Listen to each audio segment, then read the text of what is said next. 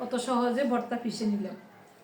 এত সুযোগ থাকতেও আমি বোকার মতো সব সময় পাটায় বেটে ভর্তা করি। এবার থেকে আর বোকামি করব না, ব্লেন্ডারেই ভর্তা পিষে নেব। নমস্কার, আমি স্বপ্না।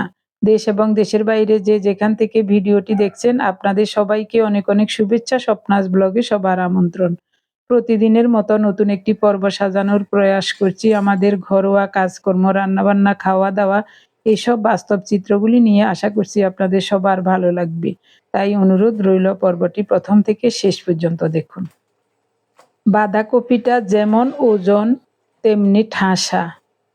এই দেখুন, খুব ওজন, অনেক সুন্দর কপিটা, ভিতরে একটুও ফাঁকা নাই। অর্ধেক রান্না করব, বাকি অর্ধেক রেখে দিচ্ছি। 2 ভাগ করে জলের ধারায় ভালো করে ধুয়ে নিয়েছি। এখন কুচিয়ে নেব। এরকম বাঁধাকপি রান্না করলে ভালো লাগে খেতে। যে কপিগুলো ফাঁকা থাকে ভিতরে, ওটা রান্না করলেও ভালো লাগে না। আর এরকম ঠাসা কপিগুলো অনেক ভালো লাগে। বাঁধাকপি যত সরু করে কুচানো যায়, রান্না করলে ততটাই সুন্দর হয়, খেতেও ভালো লাগে। কাটাকুটি শেষ করে ভাত বসাবো। ওয়াটার হিটারে 1 জগ জল বসিয়েছি, জলটাও ফুটে গেছে। চাল ধুয়ে আগেই পাতিলে রেখে দিয়েছি, এখন ফোটানো গরম জল দিচ্ছি। অল্প সময়ে অল্প জ্বালানি খরচে ভাত রান্না হয়ে যাবে। সাথে সাথে বলক এসে যাবে, তারপরে ঢাকা দিয়ে চুলাটা একেবারে কমিয়ে ওই চুলায় ভাতের পাতিলটা বসিয়ে দিয়েছি। এদিকে তেল গরম হলে শুকনো মরিচ, তেজপাতা আর গোটা জিরা ফোড়নে দিলাম। স্বাদ মতো লবণ, 1 চা চামচ হলুদ গুঁড়ো দিয়েছি। প্রথমেই আলুগুলো দিয়ে দেব। আলুটাকে কিছুক্ষণ নেড়ে চেড়ে কষিয়ে নিয়ে তারপরে বাঁধাকপি দেব। অল্প তেল মশলায় দারুণ স্বাদের একটা রান্না। আমি এভাবে প্রায় সময় রান্না করি। ঘরে কোনো অতিথি থাকলে তখন একটু আড়ম্বর করে রান্না করি। এই জন্যই অনেকে বলে না, ঘরোয়া রান্নাগুলি খুবই চমৎকার হয়। তেল মশলা কম দেওয়া হয়, তার জন্যই খেতে ভালো লাগে। এটা স্বাস্থ্যের জন্য অনেক ভালো। বাকি অর্ধেক বাঁধাকপি পরে একদিন মশলাপাতি দিয়ে, ঘরে কেউ অতিথি আসলে যেরকমভাবে রান্না করি ওভাবে রান্না করব। সেটাও আপনাদের সাথে শেয়ার করব। ভাত হয়ে গেছে, ভাতের মাড় গালাবো। এদিকে কড়াইটা ধুয়ে নিচ্ছি। এটাতে পাবদা মাছের ঝোল রান্না করব। আগে ভাতের মাড়টা ঝরতে বসিয়ে দিই। 2 চুলায় রান্না করি তো বেশি সময় লাগে না, অল্প সময়ে রান্না হয়ে যায়। সরিষার তেল গরম হলে ডালের বড়িগুলো ভেজে নেব। কি সুন্দর ডালের বড়িগুলো দেখুন, ভিতরটা একেবারে ফাঁপা।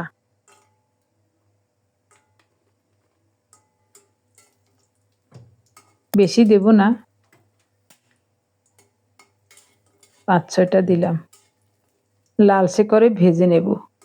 আপনি যদি আমাদের চ্যানেলে নতুন হয়ে থাকেন, সম্পূর্ণ পর্বটি দেখার পর যদি একটু ভালো লাগে, আমার অনুরোধ রইল চ্যানেলটি সাবস্ক্রাইব করে আপনার মূল্যবান মন্তব্যটি লিখে জানাবেন। ফেসবুক থেকে ভিডিওটি দেখে থাকলে পেজটি ফলো, লাইক, শেয়ার করে আপনার মূল্যবান মন্তব্যটি লিখে জানাবেন। যে কোনো গঠনমূলক মন্তব্য করতে পারেন, কোনো সমস্যা নাই। আমি আপনাদের সকল মন্তব্যের উত্তর দেব। পাবদা মাছগুলো পরিষ্কার করে ধুয়ে লবণ, হলুদ, সামান্য সরিষার তেল মাখিয়ে ভাজতে বসিয়ে দিয়েছি। এপিট ওপিট করে লালচে করে ভেজে নেব। এদিকে বাঁধাকপির ঘন্ট প্রায় 3-4 মিনিটের মতো ঢেকে রান্না করেছিলাম। এরই মধ্যে খুব সুন্দর মতো সিদ্ধ হয়ে গেছে। কাঁচামরিচ দিয়ে দিলাম। নেড়ে চেড়ে আবারও 2 মিনিটের মতো ঢেকে রান্না করব। 2 মিনিটের মতো রান্না করে তারপরে ঘুটনি দিয়ে একটু ভেঙে দিলাম। আলুগুলো ভেঙে কপিটা যেন খুব সুন্দর মতো মোলায়েম হয়, তার জন্যই ঘুটনি দিয়ে একটু ভেঙে দিয়েছি। কত সুন্দর মোলায়েম হয়েছে দেখুন। এখন দিনের 11টা বাজে। উনি বলছেন কি খাবো, কিছু একটা দাও। তো আমি বলছি দাঁড়াও, বাঁধাকপির ঘন্ট হয়ে নেক, একটু কফি দেব। উনি আবার কফি খুবই পছন্দ করেন, বিশেষ করে বাঁধাকপিটা। বাঁধাকপির এরকম রান্নাটা অনেক ভালো লাগে ওনার কাছে। তো বাটিতে করে একটু কপি দিয়ে দেব। ওনাকে একটু দিয়েছি, বলছেন খুবই চমৎকার হয়েছে। বাকিটা বাটিতে রেখে দিয়েছি। কত সুন্দর লাগছে দেখুন। মাছ ভাজার ওই তেলে গোটা জিরা ফোড়নে দিয়ে শিমগুলো দিয়ে দেব।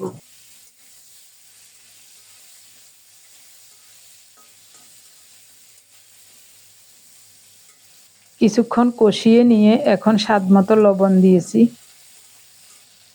একটা টমেটো দিয়ে দিলাম কেটে।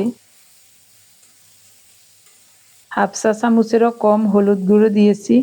হাফ চা চামচেরও কম গুঁড়ো মরিচ দিয়েছি। ঢেকে রান্না করব 2 মিনিটের মতো। 2 মিনিট ঢেকে রান্না করার পর সবজিগুলো খুব সুন্দর মতো কষানো হয়ে গেছে।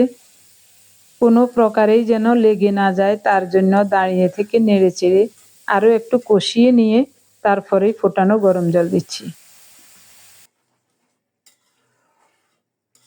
ঝোলটা টকবক করে ফুটে উঠলেই প্রথমেই দেব অল্প করে একটু ভাজা জিরার গুঁড়ো।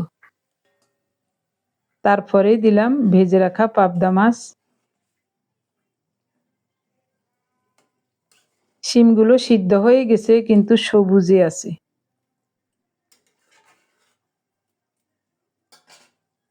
এখন ডালের বড়িগুলো দিয়ে দেব।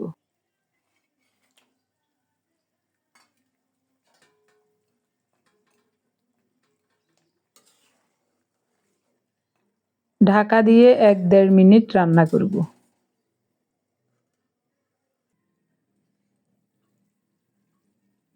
খুব সুন্দর মতো রান্নাটা হয়ে গেছে।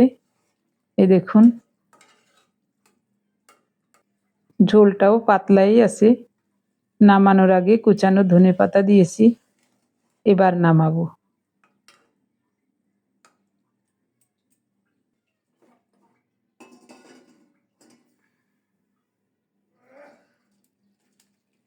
যেটা দেখতে সুন্দর সেটা খেতেও অনেক চমৎকার। তবে এই রান্নাতে কালো জিরা ফোড়নে দিলে বেশি ভালো লাগতো। কালো জিরার বয়মটা হাতের কাছে না পেয়ে সাদা জিরা দিয়েই রান্না করে নিলাম। বাদাম দিয়ে বাঁধাকপির বাটা করব। অল্প কয়েকটা চীনা বাদাম তেলে লাল লাল করে ভেজে নিয়েছি। কাঁচামরিচ, স্বাদ মতো লবণ দিলাম।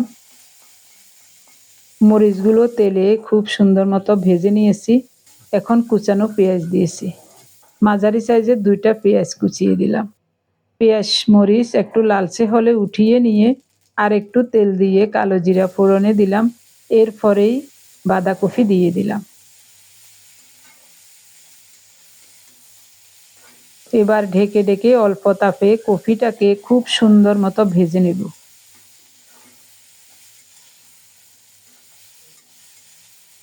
এখানে কপির পরিমাণ সামান্য করে একটু লবণ দিয়েছি।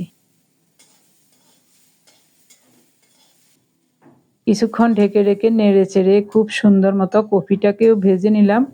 উঠিয়ে নিচ্ছি।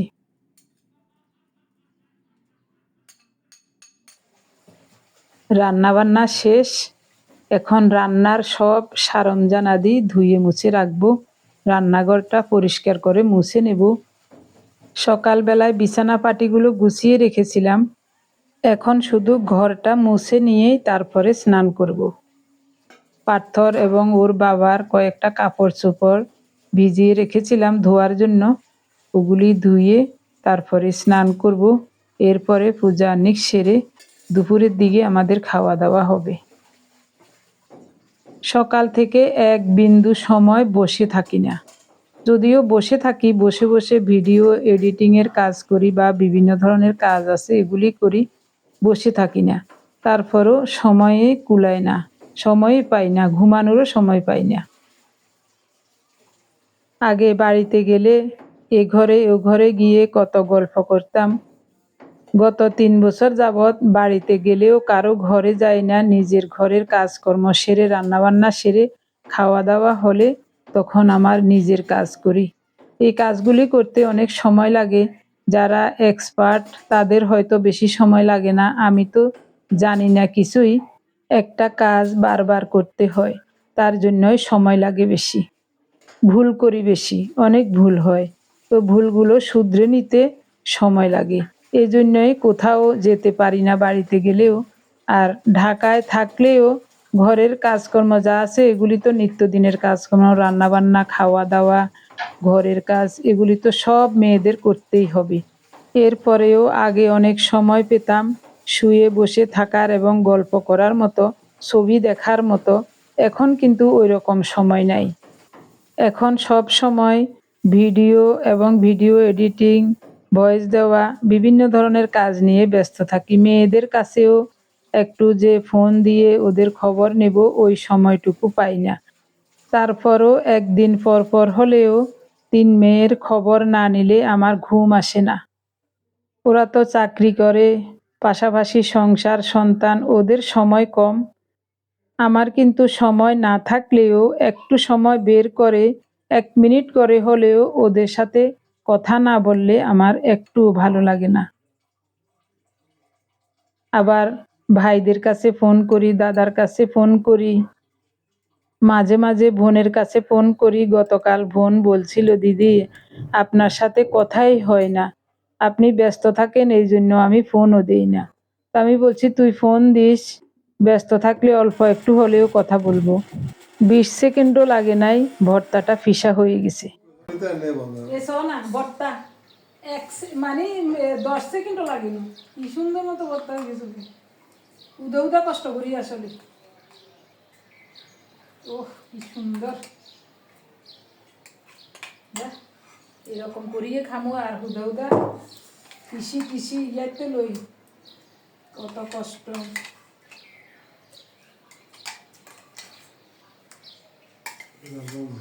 স্বাদ হয়েছে নি? ঝাল হয়েছে নি? কিয়া কম হয়েছে কর? আরে ঝাল আর বাদাম ভর্তা না, ঝাল বেশি হলে কিয়া ভালো লাগবে না।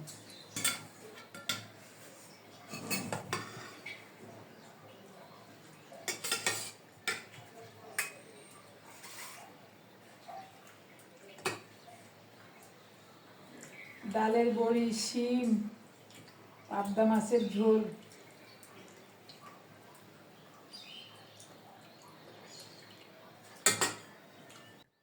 যে কোনো ধরনের ভর্তা খেতে আমাদের কাছে খুব ভালো লাগে। আমি সব সময় পাটায় বেটে কত কষ্ট করে ভর্তা করি। আপনারা অনেকেই বলেছিলেন এত সুন্দর ব্লেন্ডার থাকা সত্ত্বেও আমি কেন সব সময় পাটায় মশলা বাটি বা ভর্তাগুলো পিষে নেই পাটায়। এটা তো ব্লেন্ডারেও করা যায়। তা আমি ভাবতাম পাটায় করলে অনেক ভালো হবে, কি দরকার আছে, এখানেই করি।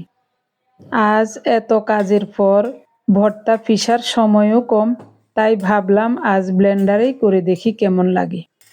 উনি বলছেন ভর্তাটা খুবই চমৎকার হয়েছে, তবে একটু ঝাল কম হয়েছে। আমার কাছে মনে হয় বাদাম ভর্তা একটু ঝাল কম হলেই ভালো লাগবে, তার জন্য ইচ্ছা করেই ঝাল কম দিয়েছি। ডালের বড়ি আমার খুব প্রিয়।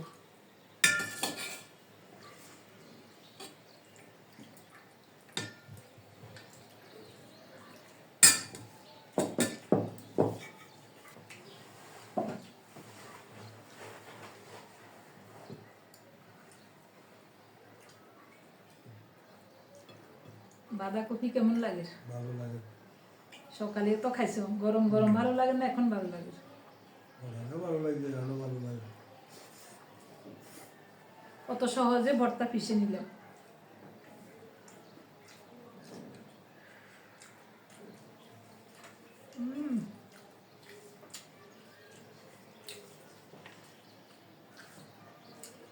কি দারুণ।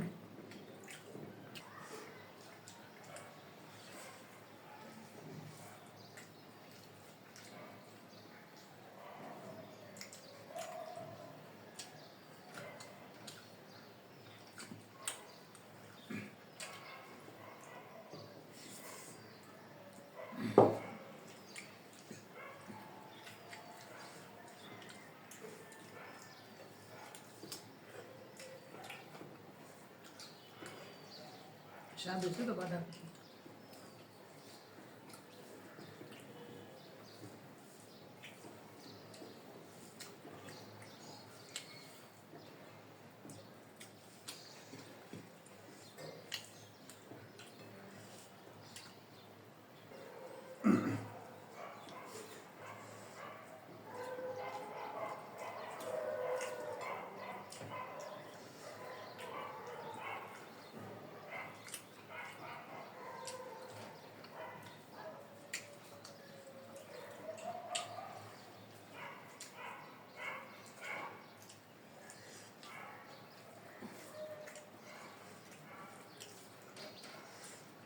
পাটায় বাটি কত কষ্ট করি,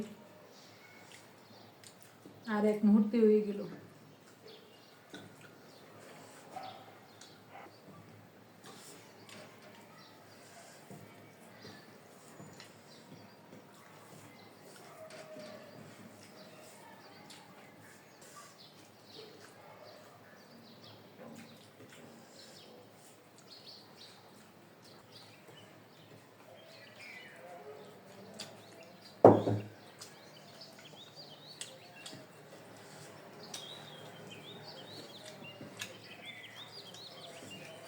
কেমন হয়েছিল?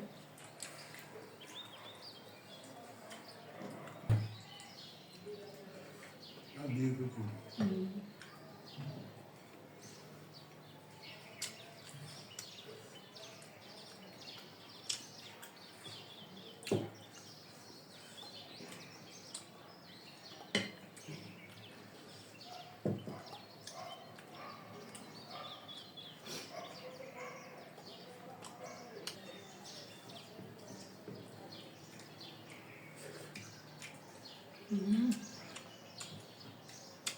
চমৎকার।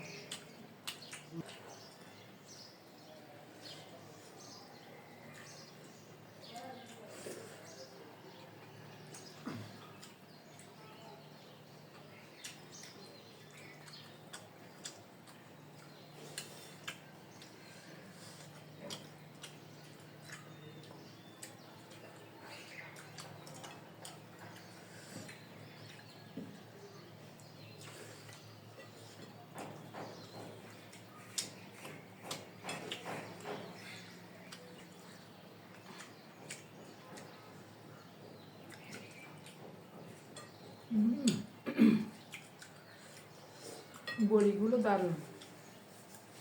আমার প্রিয় ভাই বোন বন্ধু স্বজন, আজকে 3টা রান্নাই খুবই চমৎকার লাগছে খেতে। এখন বলবো আপনাদের নামগুলি। গতকালের ভিডিও দেখে আপনারা যারা সুন্দর এবং গঠনমূলক কমেন্টস করেছিলেন, আমি আপনাদের সবার নাম খাতায় লিখে নিয়েছি। আপনারা যারা প্রতিনিয়ত কমেন্টস করেন, আগের মতো আপনাদের নামগুলি সিরিয়ালে আসে না।